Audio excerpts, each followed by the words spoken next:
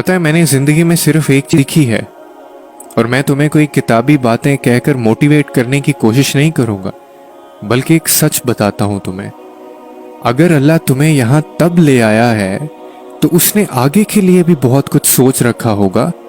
وہ تمہیں آزمائش میں ڈالنے سے پہلے اس آزمائش سے نکلنے کا حل بناتا ہے۔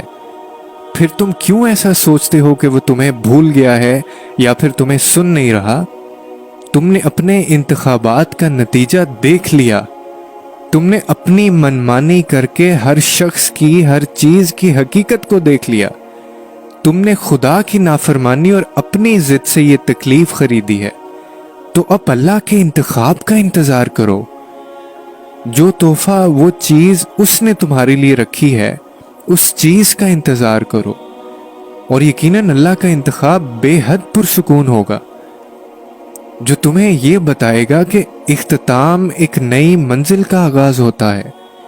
اس شخص کا انتظار کرو جو اللہ نے تمہارے لیے چن کر رکھا ہے، جو تمہیں اپنی محبت سے یہ سکھائے گا کہ سب ایک جیسے نہیں ہوتے، جس کو دیکھ کر تمہارا سر سجدہ شکر سے نہیں اٹھے گا، جس کو پا کر تم آسمانوں کی جانب نظر دوڑاؤ گے اور کہو گے کہ میں ہی نادان تھا، جو نافرمان تھا، مگر تو تب بھی رحیم تھا اور تو اب بھی رحیم ہے۔ اور پھر تم یہ کیسے بھول جاتے ہو کہ اللہ قرآن میں فرماتا ہے کہ تم مجھے ویسا ہی پاؤ گے جیسا میرا گمان کرو گے۔ یہ سب ہم پڑھتے تو ہیں لیکن سمجھتے نہیں ہیں۔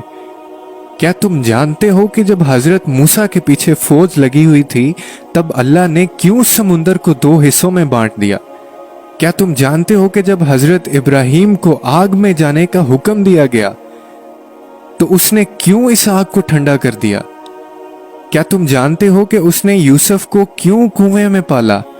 کیا تم جانتے ہو کہ اس نے حضرت ہاجرہ کو صحرا کے درمیان زمزم کیوں دیا؟ کیوں اس نے حضرت یونس کو مچھلی کے پیٹ میں بھی محفوظ رکھا؟ ان سب میں بس ایک چیز مشترک تھی، اور جانتے ہو وہ کیا تھی؟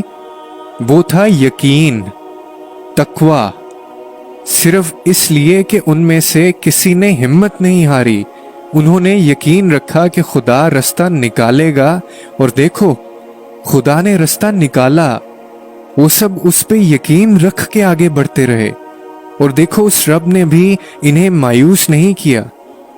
تو تم بھی یقین رکھو، جب تم اس کا اچھا گمان کرو گے تو تم یقیناً سب اچھا ہی پاؤ گے، اور پھر دیکھو راہیں وہیں سے نکلیں گی جہاں تمہارا وہم و گمان بھی نہیں ہوگا۔